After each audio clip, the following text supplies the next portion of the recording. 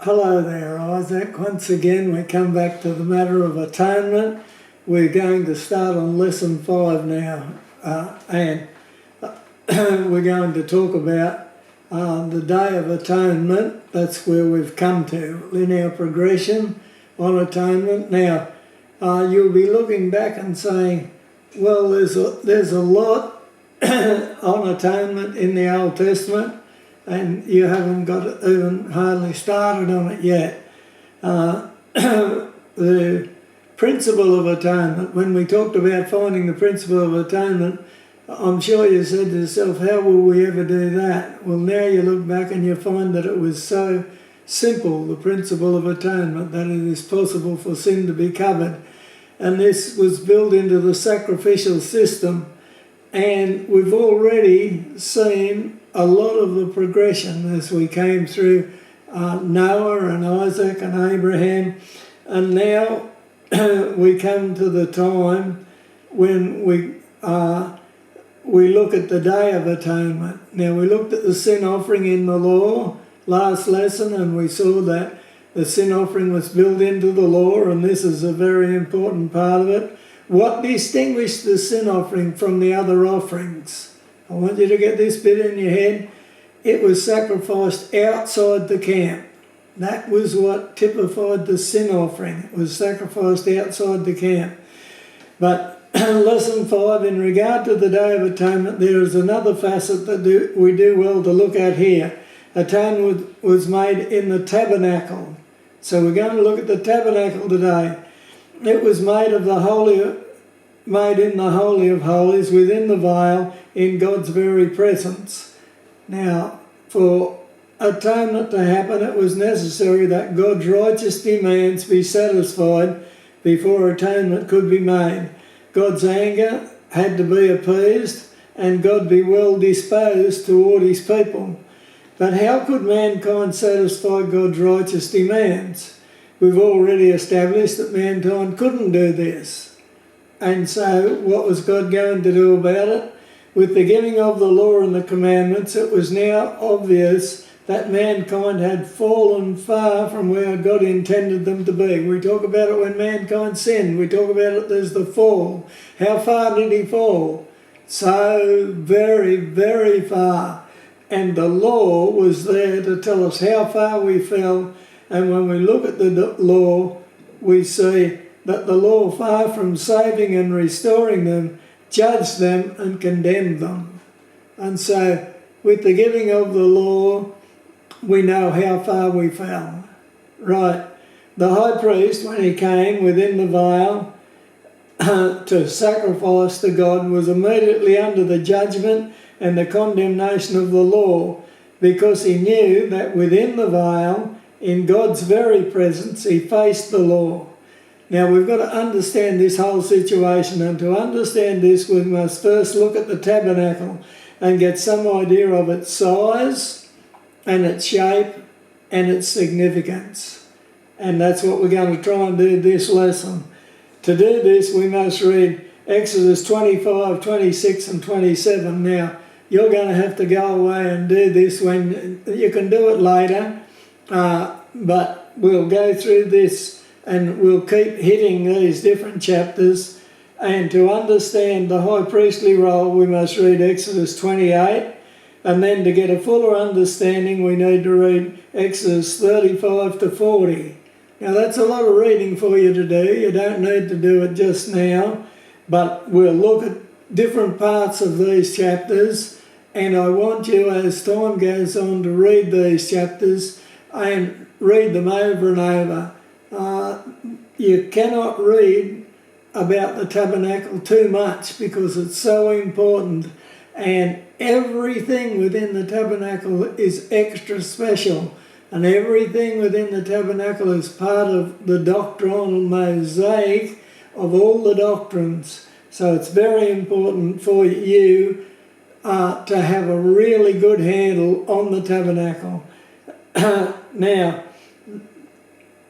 we've got the pictures. We'll look very briefly at the tabernacle, right? We've got the pictures. You've got the 4 different sheets with all the different 4 pictures on and it shows you the actual tabernacle and how it was laid out. And they also show the furniture in the tabernacle and how it was placed. And you need to get a good picture of it in your mind.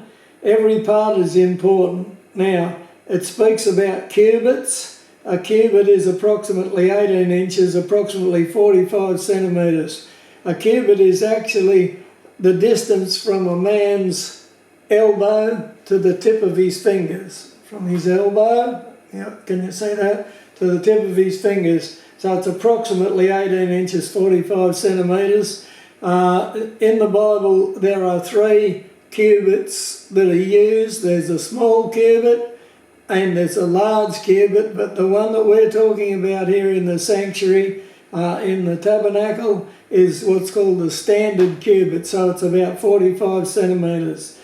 So get that in your mind and look up your tape measure or something that will show you what a cubit looks like, and it'll give you a good idea what we're doing.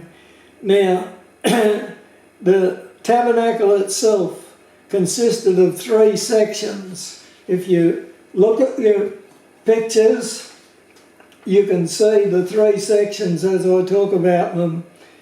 It consisted of 3 sections. The court, that's the outside part around with the fence around it, and then the holy place, that's when you first go into the tabernacle, and there's a section there, and then there's the veil, and then there's the Holy of Holies, which is a little section in the end of the tabernacle that is the veil fences it off. So let's just look at these 3 sections and try and get a clear picture of them in our mind.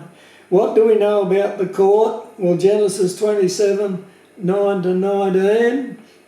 First of all, the actual tabernacle itself. Let's read Exodus 25, 1 to 10, because it's where God introduces the idea of the tabernacle and tells Moses to build it. It says, "And the Lord spake unto Moses, saying, Speak unto the children of Israel, that they bring me an offering." So the tabernacle was to be made from this offering.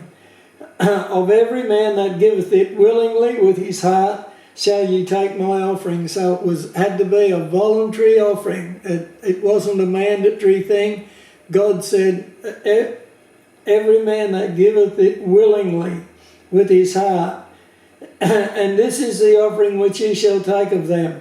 Now look at all the different things. Gold and silver and brass and blue.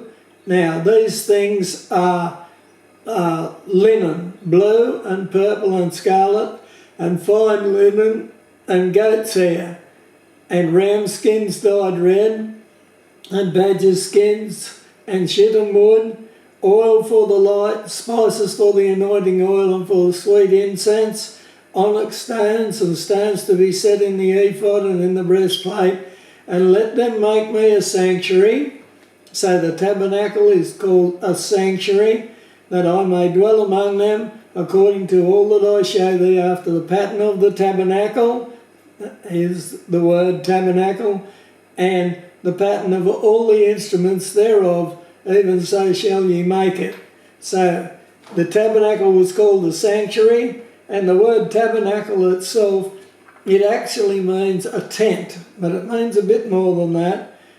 It means a special tent, a tent or a holy tent, or there's implications to this word tabernacle that make it to mean more than a tent. It's a special place where God is going to presence himself. So what do we know about the court? Well, we go to Exodus 27, and it tells us about the court. And I'll just read Exodus 27, 9 to 19. I want you to mark this Exodus 27, 9 to 19 in your Bible, and that because it gives us a lot of information. It's in verse 9, "And thou shalt make the court of the tabernacle. For the south side, southward, there shall be hangings for the court of fine twined linen, of 100 cubits long for one side, and the 20 pillars thereof, and their 20 sockets shall be of brass. The hooks of the pillars and their fillets shall be of silver. And likewise for the north side in length there shall be hangings of 100 cubits long, and his 20 pillars and their 20 sockets of brass, the hooks of the pillars and their fillets of silver. And for the breadth of the court on the west side shall be hangings of 50 cubits, their pillars 10 and their sockets 10. And the breadth of the court on the east side shall be 50 cubits, the hangings of one side of the gate shall be 15 cubits, their pillars 3 and their sockets 3, and on the other side shall be hangings 15 cubits, their pillars 3 and their sockets 3. And for the gate of the court shall be a hanging of 20 cubits of blue and purple and scarlet and fine twined linen wrought with needlework, and their pillars shall be 4 and their sockets 4. All the pillars round about the court shall be filleted with silver, their hooks shall be of silver and their sockets of brass. The length of the court shall be 100 cubits and the breadth 50 everywhere. That means it's a rectangle. And the height 5 cubits of fine twined linen and their sockets of brass. All the vessels of the tabernacle in all the service thereof, and all the pins thereof, and all the pins of the court shall be of brass. Right, so this gives us a picture of it. What do we know of the court? It was rectangular in shape. It was 100 cubits by 50 cubits. So that's 150 feet by 75 feet. So it was quite big. Look at your picture, and that it's the court is everything inside the outside fence. Now, the court itself was made of curtains of fine twined linen, and it was 5 cubits high. Now that's 7'6". Now when I stand up and I reach as high as I can reach with my hand, as high as I can reach, I stand up and I reach as high as I can reach, and I could possibly not quite reach or I might just reach the top of the fence, this outer court. So it was high. You couldn't see over it when you were standing there near it. Like you couldn't see in. It blocked out the view in the tabernacle. You could see the top of the tabernacle if you stood back a bit and you looked at the court. You would see this fence, and then just sticking out of the top of it, you would see the tabernacle. Now, the court itself was made of curtains of fine twined linen 5 cubits high. Remember that this was all prefabricated and able to be all taken to pieces and taken away and then put up again, and it was all prefabricated, and so it was able to be moved from one place to the other.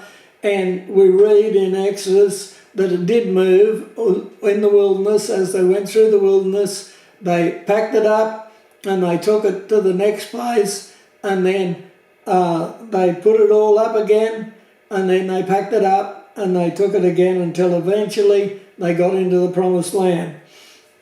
Right, these curtains that go around the outside and make the walls of the court were supported by pillars of brass set in sockets of brass. And so you had sockets that fitted on the ground, and they would each piece of the ground would be just made perfectly flat, and they would put the socket down, and then they would set the pillar in the socket, and then they would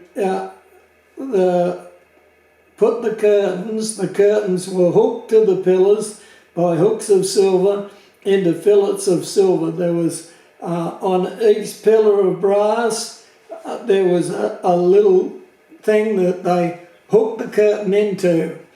So they had hooks of silver and they were hooked into fillets of silver. And the court contained one gate.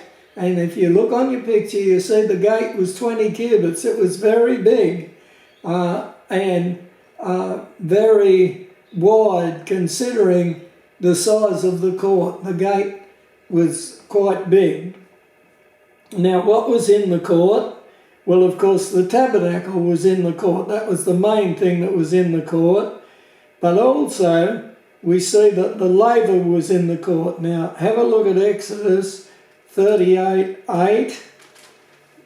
Exodus 38:8.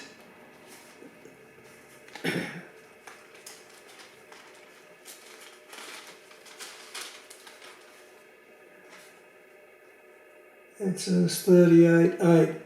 And he made the laver of brass and the foot of it of brass of the looking glasses of the women assembling, which assembled at the door of the tabernacle of the congregation. Right. So he made the laver, and you say to yourself, what's a laver? Well, the laver is the thing that the priest washed in. We can see a picture of the laver in the picture that we've got, and we'll talk about the laver more. Exodus 40, verse 7, what's it got to say? And thou shalt set the laver between the tent of the congregation and the altar, and shall put water therein. So the laver was to be, as you can see in your picture, you walk in through the gate, and you've got the brazen altar. We'll talk about it. We'll actually talk about it next. And then we've got the laver, and then we've got the tabernacle. So there's a progression. You go through the gate, you come to the brazen altar, you go past the brazen altar and you've got the laver, you come past the laver and you've got the door into the tabernacle itself. And so the next thing that was in the court was the laver. Exodus was the brazen altar. Exodus 27, 1-8. We'll have a look at that because that tells us about the brazen altar. And thou shalt make an altar of shittim wood, 5 cubits long, that's 7 foot 6, and 5 cubits broad, 7 foot 6. The altar shall be 4 square. So it was a square, 7 foot 6 by 7 foot 6, and the height thereof shall be 3 cubits. So that's 4 foot 6. So that's sort of up the hair on me when I stand up, or even nearly up to my chin. And thou shalt make the horns of it upon the 4 corners thereof. His horns shall be of the same, so they will be made of shittim wood. And thou shalt overlay it with brass. That's the whole altar, everything. And thou shalt make his pans to receive his ashes, and his shovels, and his basins, and his flesh hooks, and his fire pans, and all the vessels thereof thou shalt make of brass. So the brazen altar, this big altar that we see as we walk in through the gate of the court, is all of brass. All we see is brass. It's made of wood, covered with brass, but when we look, all we see is brass. And thou shalt make for it a grate of network of brass. This is to go in the altar itself. There's a network, a grill of brass. And upon the net thou shalt make 4 brazen rings in the 4 corners thereof. And thou shalt put it under the compass of the altar beneath, that the net may be even to the midst of the altar. So in the altar, in the bottom of it, there was this brass mesh. And thou shalt make staves for the altar, staves of shittim wood, and overlay them with brass, and the staves shall be put into the rings, and the staves shall be upon the 2 sides of the altar to bear it. So there was going to be poles that you put through rings to carry it. Hollow with boards shalt thou make it, as it was showed thee in the mount, so shalt thou make it. So there we've got the brazen altar. And so we've got, first of all, the court and the things that are in it. Now just let's get a picture of it. It's 100 cubits long, it's 50 cubits wide. It's got a 20 cubit wide gate in the east end of it. Now note that it's in the east end of it. And then you go through that gate, and the first thing you see is the brazen altar. So all you see is the brass. You don't see the wood, but it's made out of brass and wood. It's lifted up, and so even the people from outside could possibly see the top of the brazen altar and the sacrifice on it, and certainly they would see the smoke going up from the brazen altar. You go past the brazen altar to the laver, where they washed, the priest washed, and then you come to the tabernacle itself.